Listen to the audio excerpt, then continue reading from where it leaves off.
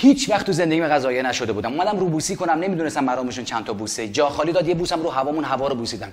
همه نگام کردن، اینقدر کلف شدم. آخه این چه وضعیه؟ هر جای ایران میری یه مدل بوسه، بعد جا 2 تا بوسه، بعد جا 3 تا بوسه، بعد جا اصلا نمیبوسن، فقط شونه میزنن. حالا فکر کن ندونی ببوسی شاکی میشه، بعد بوسو پس بدی. بعضی جام تا گردنو میبوسن. حالا فکر کن سیر خورده، دندونش هم خراب، دهنش هم بو میده، خیسم میبوسه. ای اینا رو ول کن.